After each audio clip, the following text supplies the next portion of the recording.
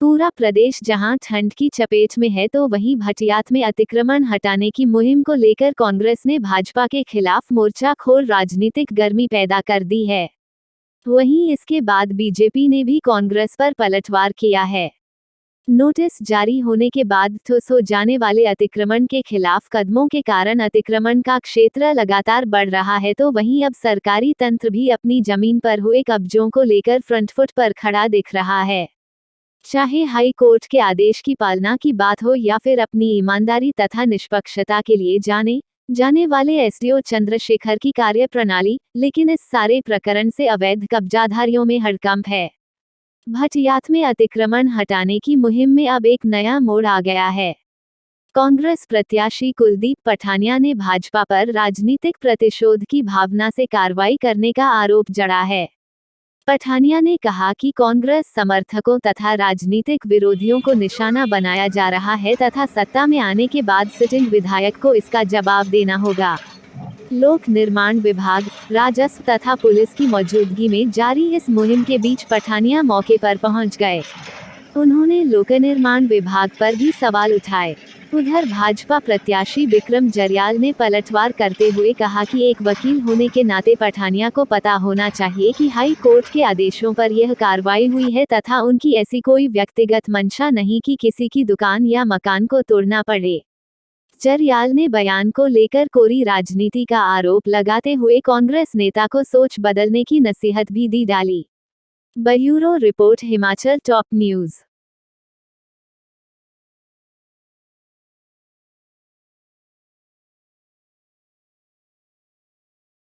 परिस्थिति में भी पीडब्ल्यूडी ही जिम्मेवार है, क्योंकि जब एनक्रोचमेंट हुई या हो रही थी तो उस समय पीडब्ल्यूडी के जो जूनियर इंजीनियर हैं, जिनकी ड्यूटी फील्ड में होती है, मौके पर होती है, तो उनकी मौजूदगी में ये एनक्रोचमेंट कैसे हुई, ये प्रश्न जो है इसका जवाब पीडब्ल्यूडी को देना पड़ेगा। और अगर जेई ने कोई एक्शन नहीं लिया तो एसडीओ ने उस समय ने क्या एक्शन लिया, और एक्शन अगर एसडीओ ने नहीं लिया तो एक्शन ने और एससी ने क्या एक्शन लिया, ये this is a subject matter which will be inquired into.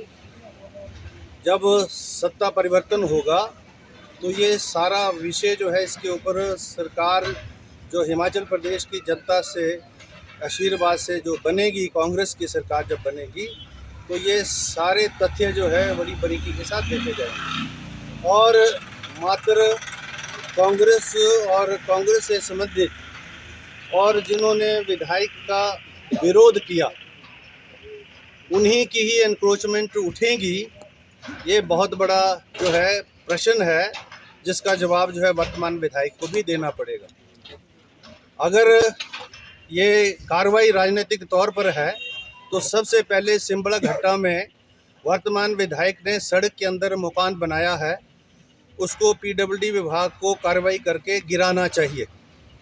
और उन्होंने ही नहीं, उनके बहुत सारे समर्थकों ने पीडब्ल्यूडी की ज़मीन के ऊपर कब्जा किया है। इनका अपना ही एक ड्राइवर है महान सिंह, उसने सड़क के किनारे जो है एक बहुत बड़ा रेस्टोरेंट जो है उसका काम लगा के रखा है। ना निशानदाही हुई है, पीडब्ल्यूडी की ज़मीन के ऊपर उन्होंने एनक्रोच करके रखा है, लेकिन पीडब्ल्यूडी के ना जेई ना एसडीओ ने कोई कार्रवाई वहाँ पर, ना एक्शन ने कोई कार्रवाई की है, which is again a subject matter of inquiry.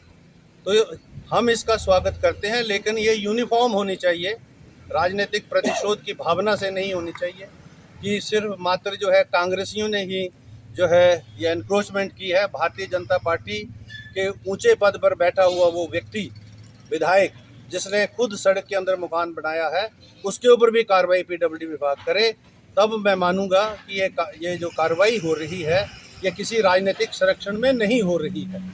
अन्यथा जो है ये विभाग की कार्रवाई जो है राजनीति से प्रेरित है, जिसका मैं व्यक्तिगत तौर पर हमारी पार्टी विरोध करती है और पीडब्ल्यूडी विभाग से ये कहती है कि पीडब्ल्यूडी विभाग जो है नियमों के अनुरूप ही कार्रवाई करे, अन्यथा इंक्वायरी के लिए तैयार रहे। धन्यवाद।